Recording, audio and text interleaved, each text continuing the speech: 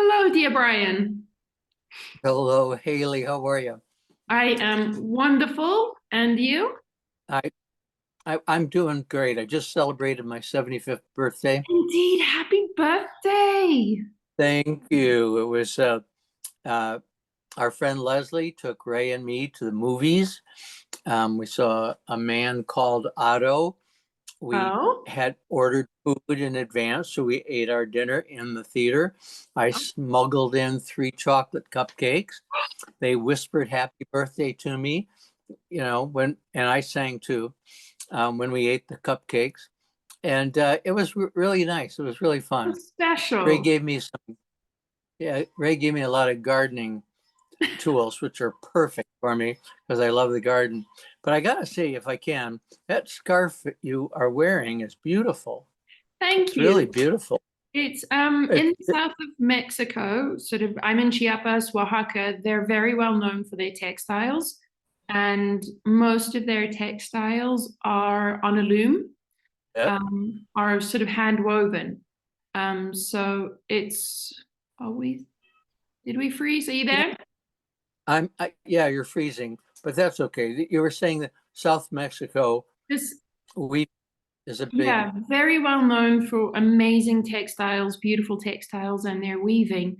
So this is one of the scarves that's sort of hmm, like not hand woven, but traditionally woven with all the traditional colors and patterns. So it's it, lovely.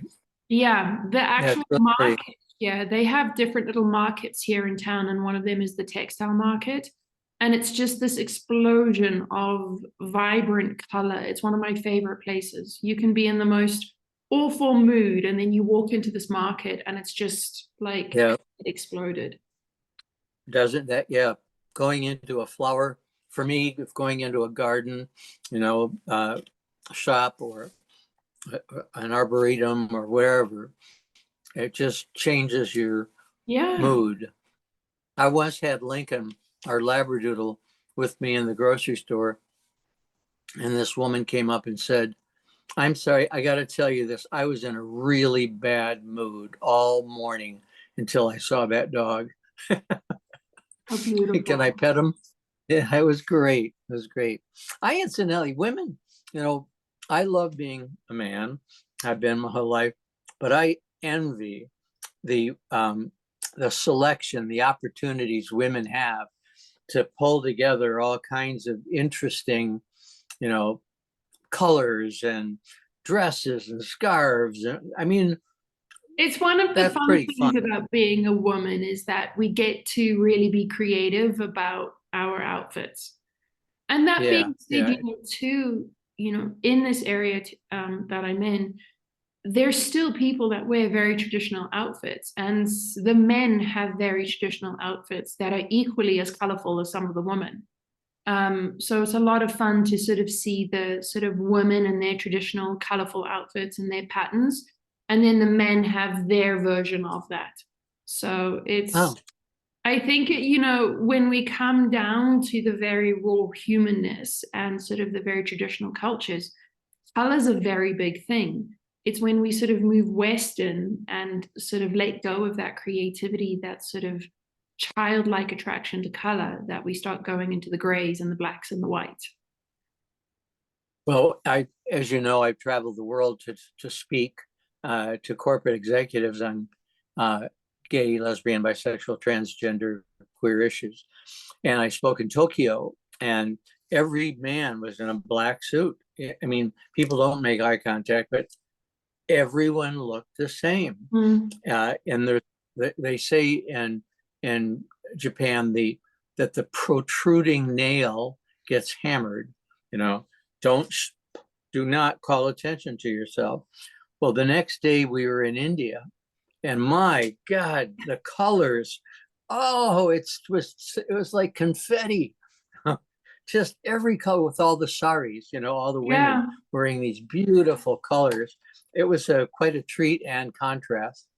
So, Haley, I wanted to first let you know that people who have been watching love you, Oh, thank and you. uh, yes, they do. Michael, our friend Michael Vita, who was on, tells me that I lick my lips a lot.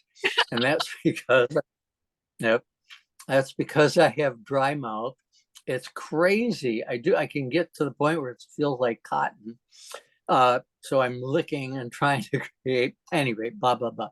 So I took a test. A friend of mine, a woman friend, distant, from high school, on Facebook recommended that I take this personality test. And I'm not even going to remember the name of it, Hayley. But you answer a bunch of questions and they place you from 1 to 9 in categories. And when I looked at it, I noticed that while I was in 7, I was only 2 points lower in this one and 1 point lower in another one. So you're a combination of these things. And I've also taken Myers-Briggs, that test that everyone has taken. People walk around telling what initials they are. And I took the Cooter preference test in high school, which was supposed to help you figure out what career you were going to be in. And all of them say the same thing about me. So I sometimes think, why are you paying for it? You already know, a lot of this, what your strengths are, what your weaknesses are. But when I was listening, and I'm going to stop and get your opinion on this. When I was listening to the explanation on this latest test, the person said that we come into the world with personality traits impacted by our DNA. Do you think that's true? Yes. Yeah. And that the environment impacts them in terms of Yeah, how and I they're think nurtured or not? there is a sort of very Western scientific study around how the DNA is impacted by the environment from the time of conception all the way through. It's called epigenetics. And, I personally, my belief, my knowing is that our DNA is impacted through our ancestors all the way through until we're at this point. So even from the time of conception to the time that we're in the womb to the time that we're born, everything matters, everything starts sort of shaping us. So I Why don't then really...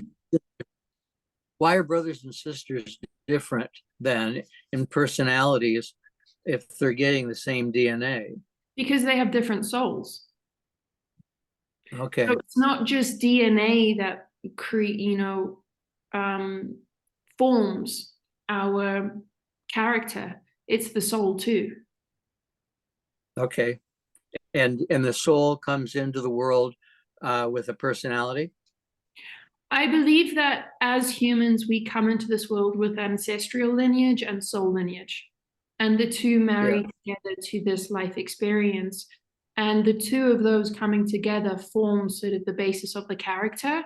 And then we have life experience, sort of conscious life experience that shapes that character a little bit more and either unwinds or winds it up depending on how we're moving through life.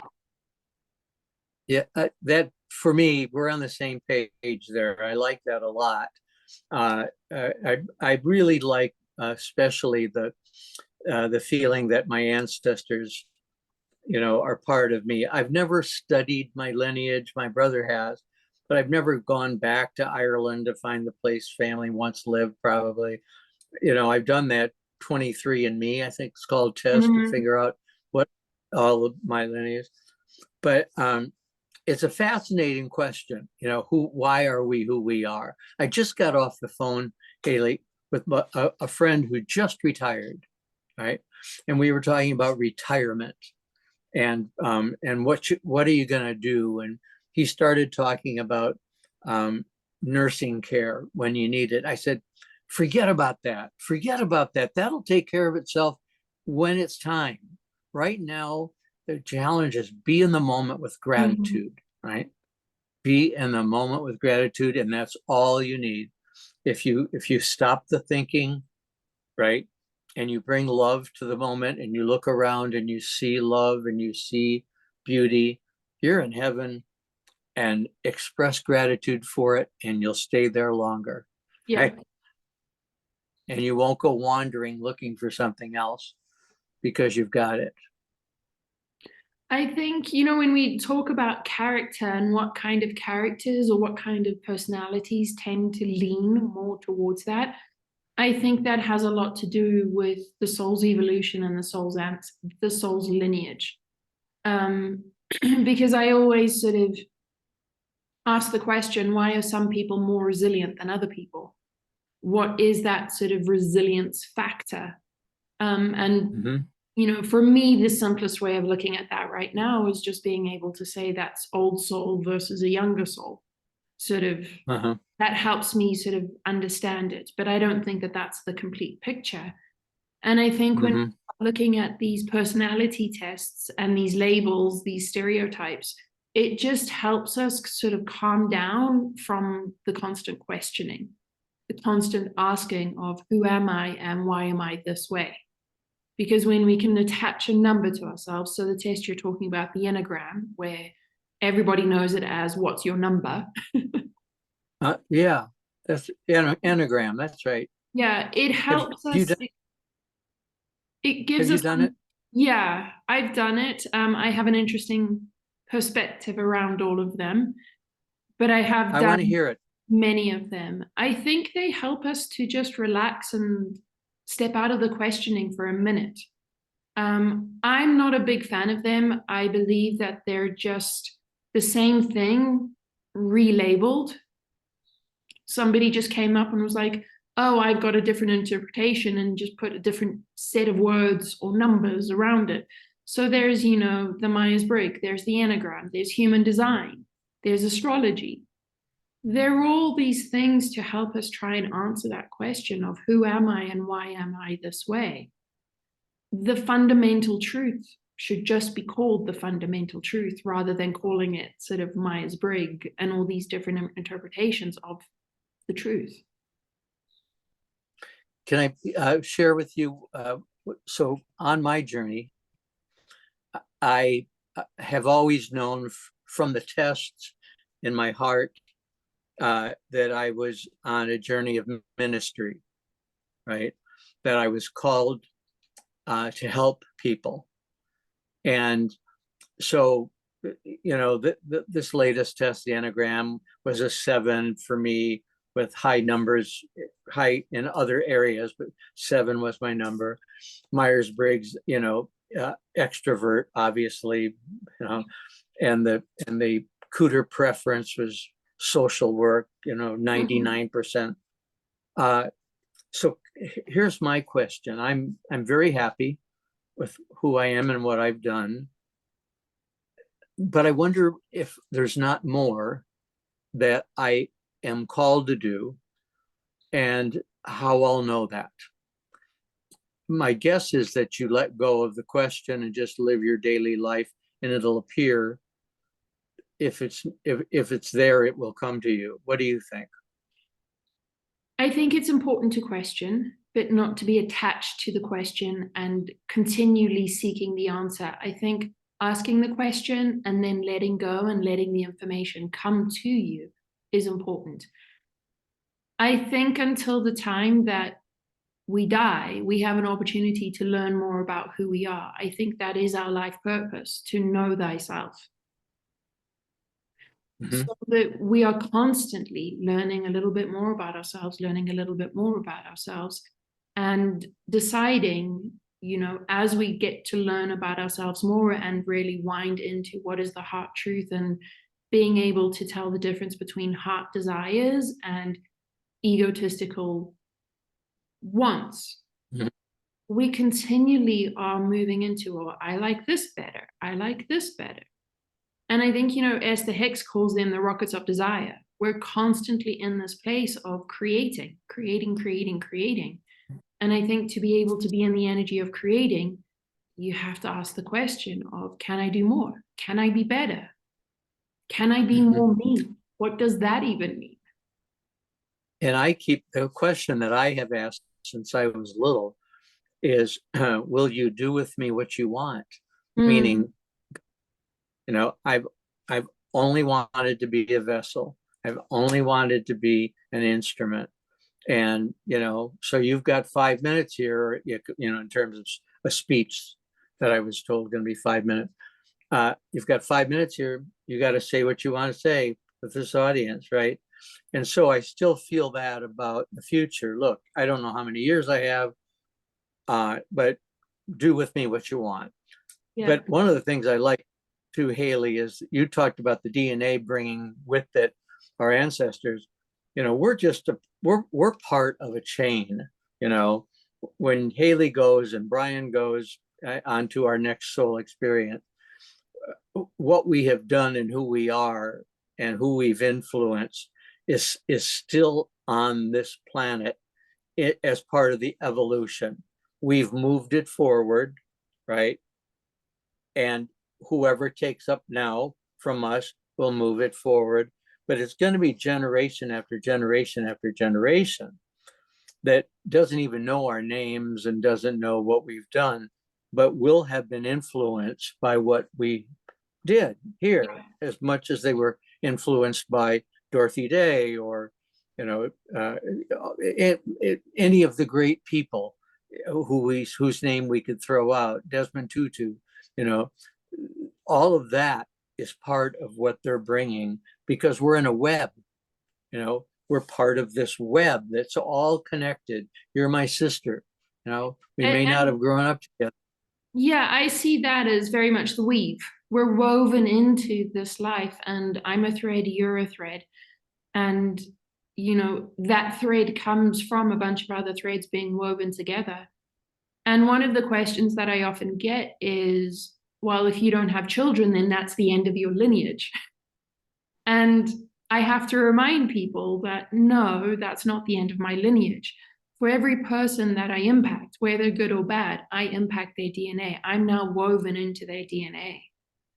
That's right. And that's how it continually moves. And I think that's why it's so important to have a concept, to be able to have a moment of gratitude, but awareness of how important our lives are and how important our thoughts are, our words are, our behaviors are, because they impact everything around us and they impact everything at a DNA level.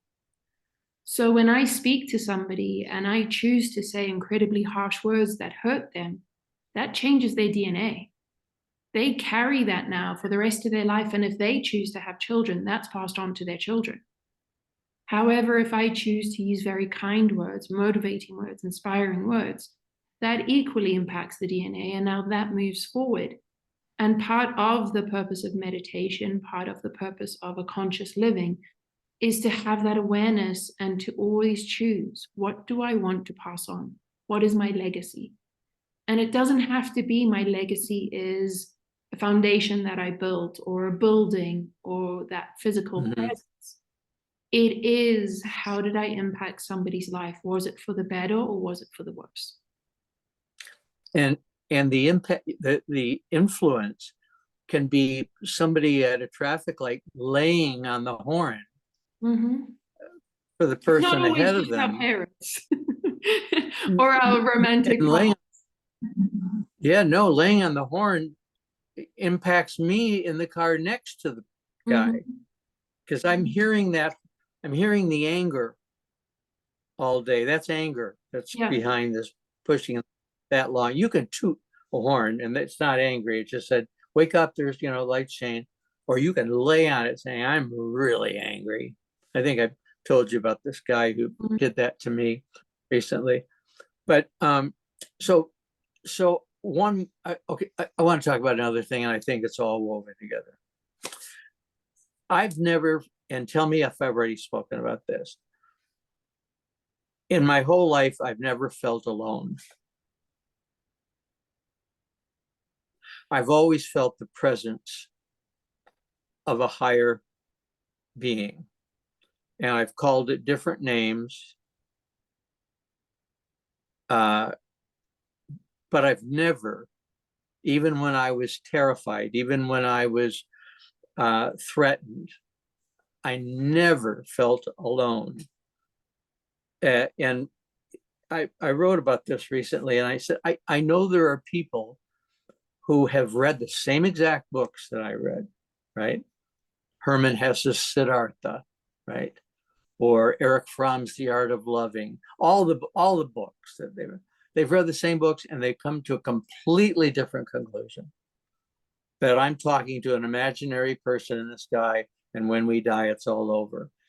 And I respect that they have that view, and I have no intention of changing it, right? That's their view. That's they have to live that. That's their DNA. But I came in, whether it's part of my soul, Hayley, or in my DNA, with this comfort and excitement that I wasn't alone. Can you relate to that? Absolutely. And I've had the opposite of that. I've felt very alone, like you're on your own, kid, good luck.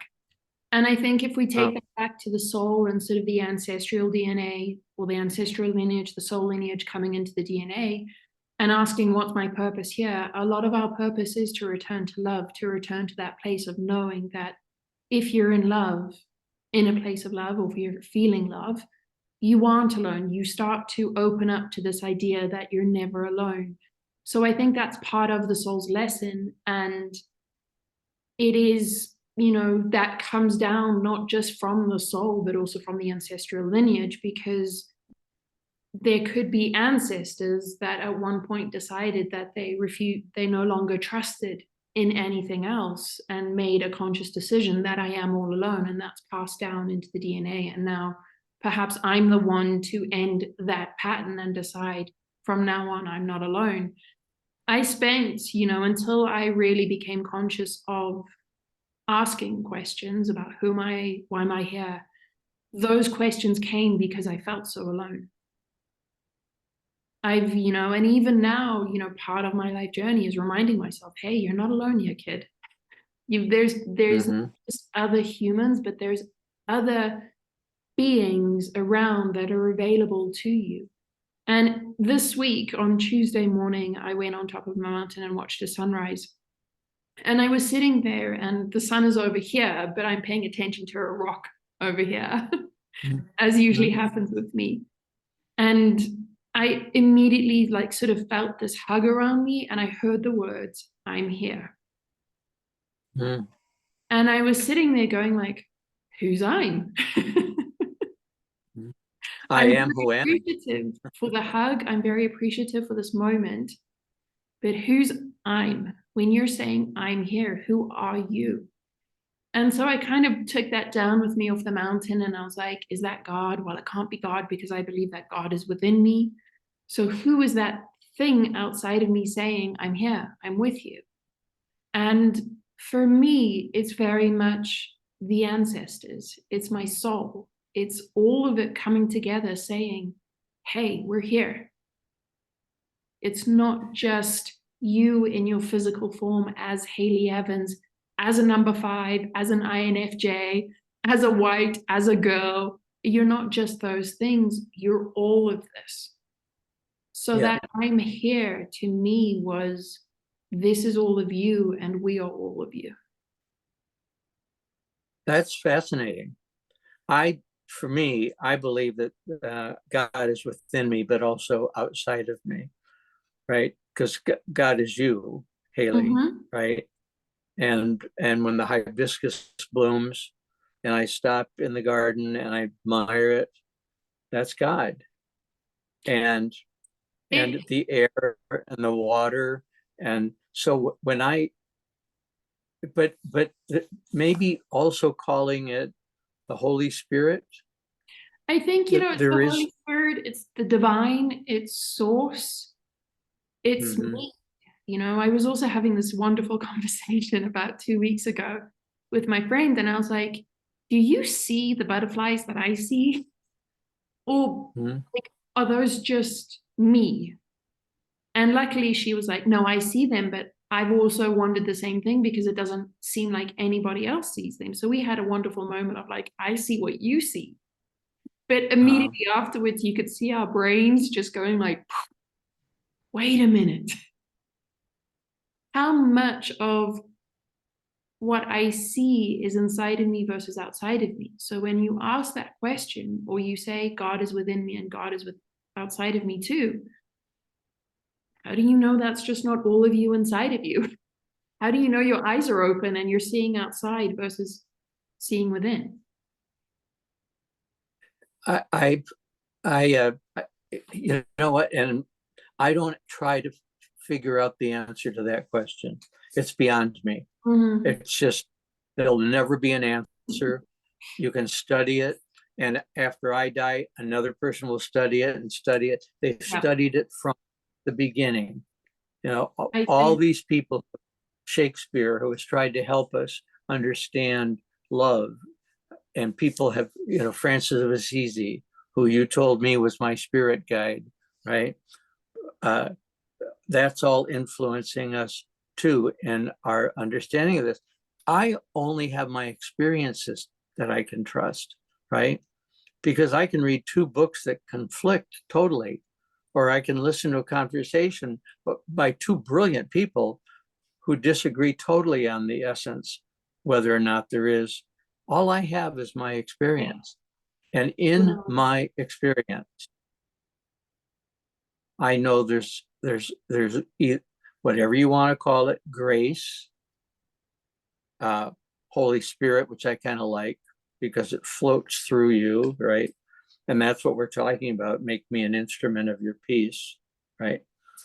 My experience, and it could be completely different than yours, Hayley. And absolutely. I might not have seen the butterflies if I was standing with you. And I'd wonder why, you know. And then I'd say, well, that's not what you're here for, you know. You see things others don't. Mm-hmm. They may not be butterflies, it may be pain. It, You know, you may see loneliness when others don't see it yet. And so that's for me, that's very comforting and authentic. It feels authentic to me. such And what else do we have to rely on but our experiences, Hayley? I think that is part of the gratitude and the awareness is being able to authentically stand in your experience and say, this is my knowing. And just as I'm entitled to my knowing, you're also entitled to your version of the knowing. Right.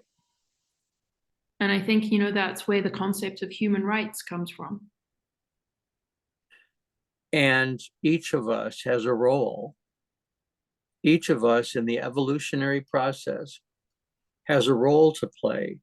I mean, my work on gay liberation, right?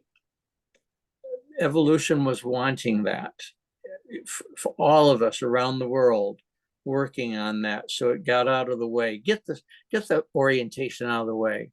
That's not what's important. Let them love whoever they want to love. Let's get down to the really important stuff, right? Don't pass legislation that kids can't have transgender, surgery. That's silly. That's just an agenda.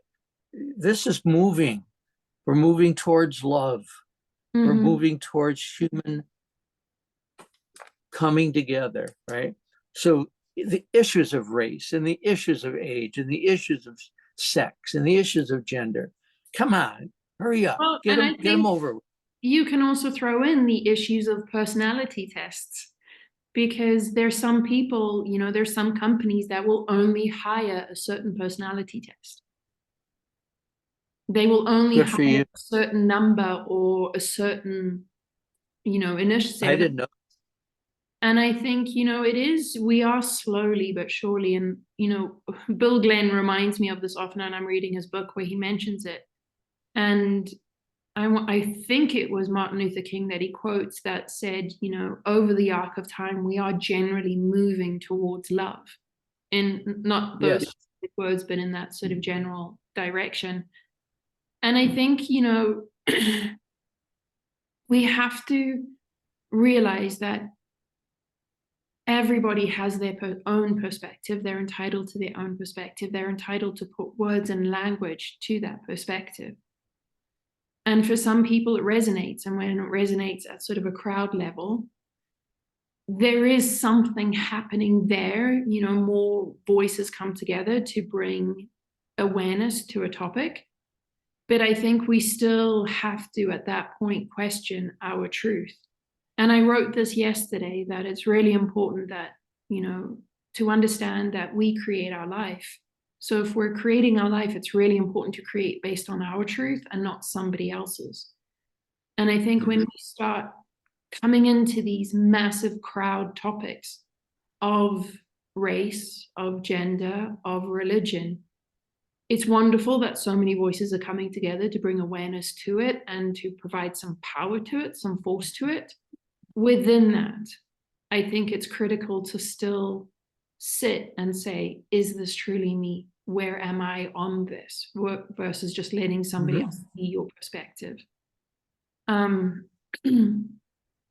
It is, And your answer can be, Hayley, pardon? your answer can be, yeah, the answer to your question of where am I?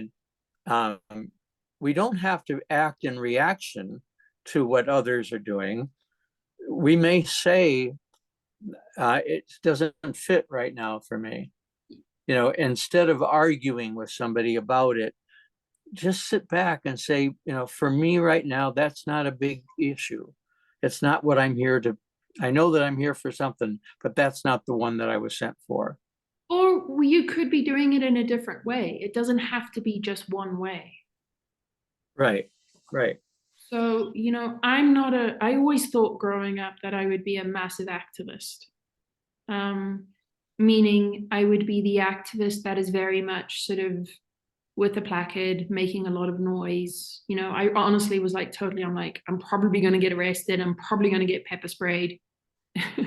And that's where I thought my life was going. And I've obviously seen through my experience that it's very not that. That's not how I'm an activist.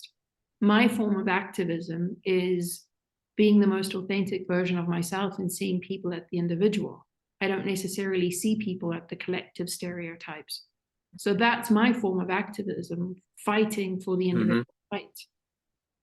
Yes. It's same, but different. And sometimes the people on the front line look over their shoulder very critically at the people who they think should be there with them. There's a lot of judgment. A lot of judgment. And I think, you have to get to a place where you're okay with it. Your form of activism, your form of questioning, who am I? Why am I here? Is allowing that judgment to stay with the person. I've received to not take on judgment. Yeah, to not take it on, to not ask yourself, are they right? Should I be up there? Should I feel shame? Yeah. And I think, again, coming down to the personality tests, that's not, we are not just a word or a label. We are so much more. And just because that's your way of being an activist, and I very much support that. I have a wonderful friend that lives in Portland, Oregon, and was very much part of sort of everything that went on in Portland. She was pulled out of jail many times by her parents. And we're wonderful friends, but we both allow each other to be that kind of activist and this kind of activist. And, we came together, her and I came together very randomly, but there was another person sort of at the time. And that person was very much, towards me saying, you can't call your activist if you're not on, you're not beating down a policeman. And I was, for me, that's just not my way. And I'm totally okay that makes them angry. I'm completely okay with it. I hope they don't use that energy towards doing something good. Yes. Well, I think a lot of times judgment is a questioning of themselves. It's a mirror. Because you're not doing what I'm about to do. Does that mean what I'm about to do wrong? And if it's wrong, I'm angry, right? So I'm angry at you for not wanting to do what I wanted to do. Because if you did, then the three of us are on the same page. Yeah. Right. And why do you always have to be the one that goes left? Right. And why do you have to wear a blazer when you're coming to speak? Why can't you wear blue jeans? Why can't you? I mean, I got that, in the beginning, dismissed by radicals because I didn't dress like they dressed, and I didn't talk like they talked. Uh, and I never changed in order to satisfy them. I felt, Brian, live your life. You know your heart, your truth. You know that what you're doing reflects you. But where did that voice come from? That's what I feel is the presence for me. Now you have I a think different that's your interpretation. soul, which I mean, ultimately, your soul is God. But Mm-hmm. I believe that that's your soul. And I think, when we talk about resilience, old soul versus younger soul, I think, the older the soul is, the more times it's done this rodeo, it becomes louder. We become, part of the DNA is more entwined to listening to the soul. Um, and I think we become more open to it. It's, I hate to say easier. It's not as convoluted to start hearing the soul as, say, sort of perhaps a younger soul. And I think that going into what's, how come one soul's old and one soul's young, that goes into that whole thing of what you were talking about. That's going to be questioned for the rest of eternity of Earth. Right. And don't pay attention to it. Ask yourself about you. Don't compare yourself. Yeah. Right. Yeah, Don't allow the when doubt. and allow yourself the freedom to laugh at how seriously you take yourself, right? I love it. Yeah. Allow yourself to laugh and say, wasn't that nutty? I can't believe you did that. I Without have a saying, wonderful response to people that call me serious. And yeah, a lot of the times, when we talk about those people that become threatened or intimidated by sort of one's power, a lot of the time I get like, you just need to chill out. Like, don't be so serious. And my response to that all the time is like, I'm serious about everything. I'm serious about laughing. I'm serious about crying. I'm serious about having fun. It's just not with you. oh, well, that's a good answer. If it's not with you, isn't a painful Yeah. thing to hear. Yeah. I mean, one could also say, but not at this time, right?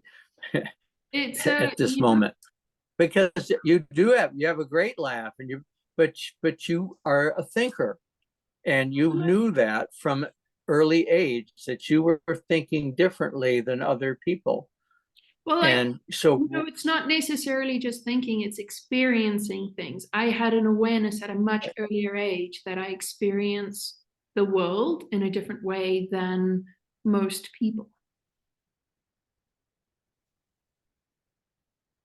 And that leads and to a way of thinking. I had an awareness that I behaved differently, uh, without trying, without you know making the effort. I just was It behaving just was differently. there. Yeah. Which is a very, So something I have been thinking about has been sort of, along with this conversation that we're having, how some people can be innately similar, but choose to express it differently. Does that make sense? yes, and so innately, let's say you and me, that we're similar in terms of our experience of ourselves and the world, but we move in different directions on how to express that. Mm-hmm. I go write a column, right? Or I go speak to an audience. Um, you counsel, Yeah. right? I'll do the one-on-one. Right, right. So, but it's the same movement. The French theologian Teilhard de Chardin talked about the spiraling, right, up to the top. We're part of that spiral, right, Mm-hmm. going towards love, where there's nothing else but, and people aren't warring.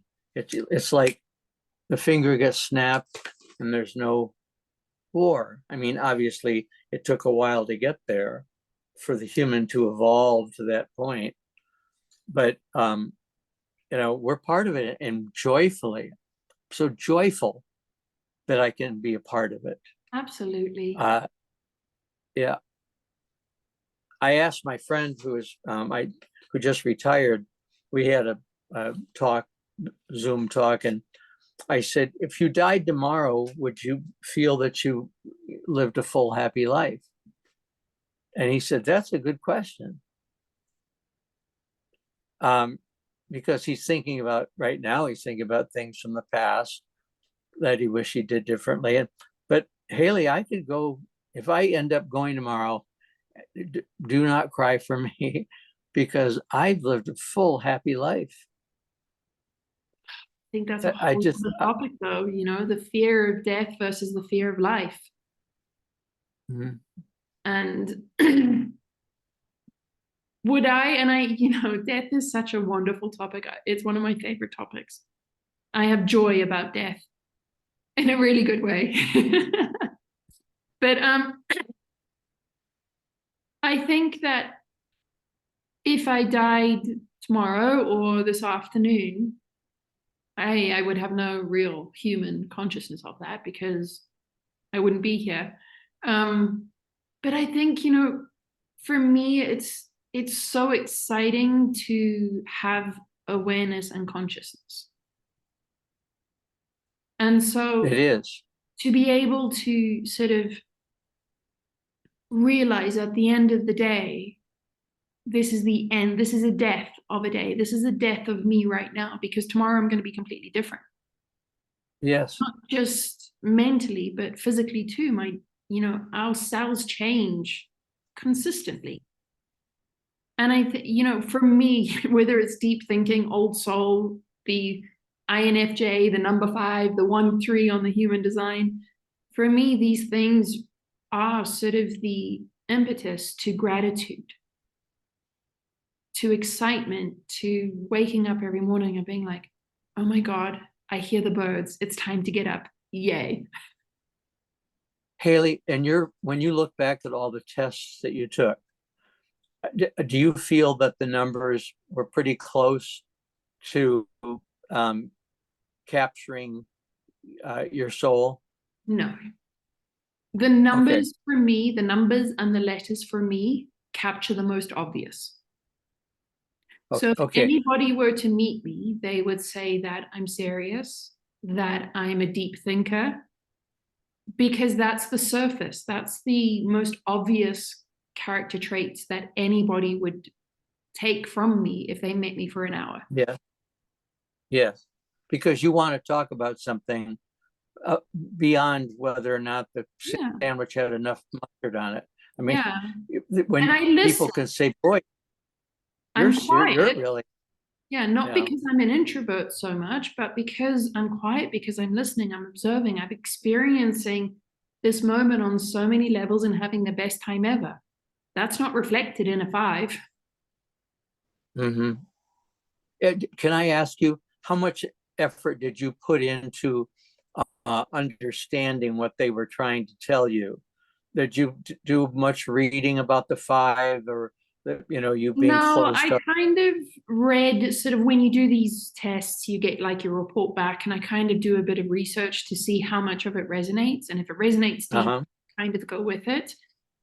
But with all of these, I have a sense of rebelliousness towards them. That's my activism, where, I hope that we move towards a place where we're no longer trying to label people. We're just allowing ourselves to see the light. And I realize that, a lot of these are redesigned, and they're very helpful for certain people to help them move through understanding themselves. So I'm grateful that they have that. But they're not the beginning and they're not the end. They're just a step. They're just a step towards understanding yourself. So I take them in. Most of the time I do them so that I can understand where other people are coming from. So when other people come in and be like, oh, I'm a 7 and who are you? I know what they're talking about. And I can sort of Yes. enter into that conversation with some compassion and sort of not just look at them and be like, oh, you're so like elementary. Yeah, you know what, It's a language. Haley, that's part of your homework assignment. I mean, because you need to be aware of whatever anyone might bring to you. I had no awareness that there were companies that didn't hire people Oh yeah. that, They do it as wow, part of the interviewing process now where you have to do the personality tests. wow, Mm-hmm. because they want to know who you can work with well, Mm-hmm. right? Yeah, I I think there's a actually big had a difference. client who failed the personality test. They were not a conducive personality for that company based on this test. And I was just like, those moments are where I start to doubt, where I sort of come in and be like, what am I doing in this world right now? Mhm. Is there any hope? And a person who has spent years self-reflecting is going to have a very different response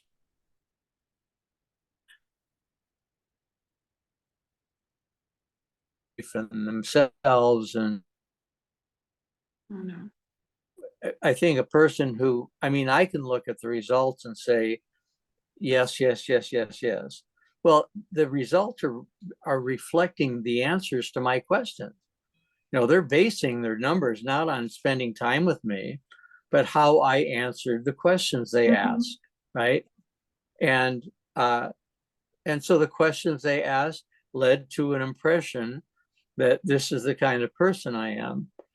A person who has never done much self-reflecting could go through the same process and get shaken up by it a little bit, you know. Oh, I didn't know that about myself. I don't know that that's true. Uh, I had You have to take a look at it with an open mind and a mature soul.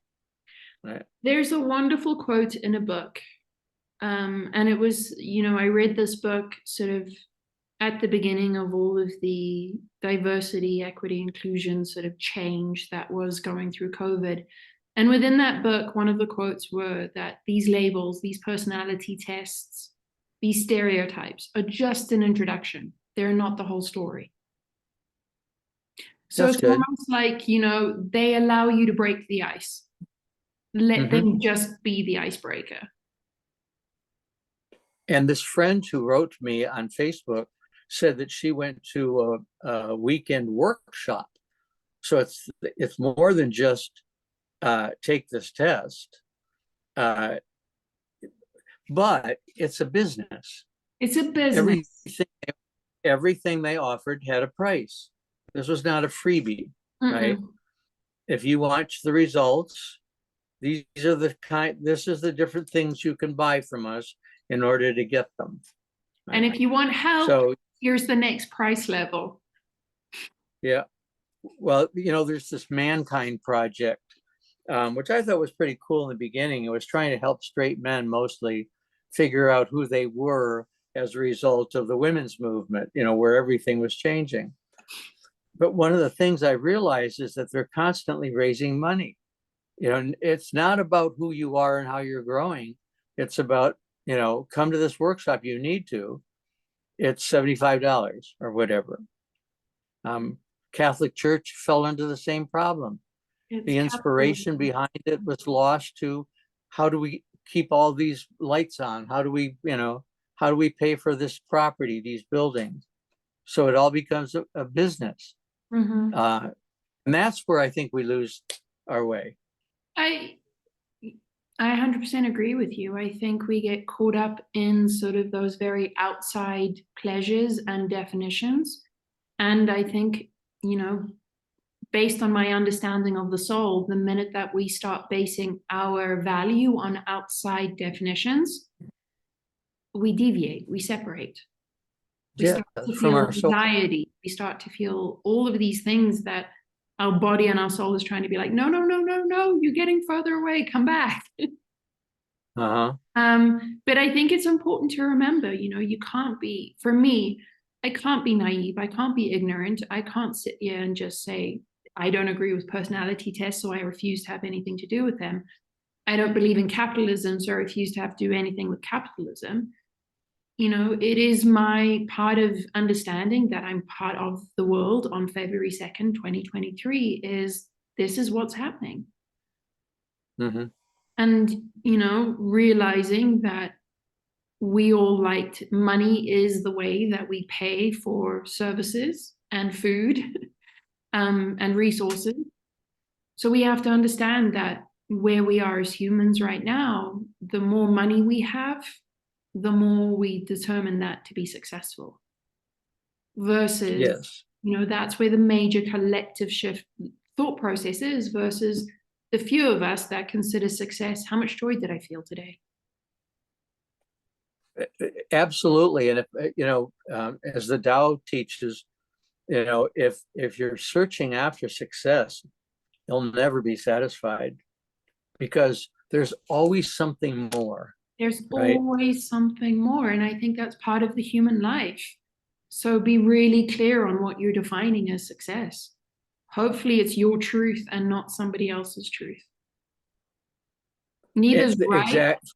They're not right. They're not wrong. It's just know yourself enough to understand that what you're chasing after is your heart's desire versus somebody else's desire.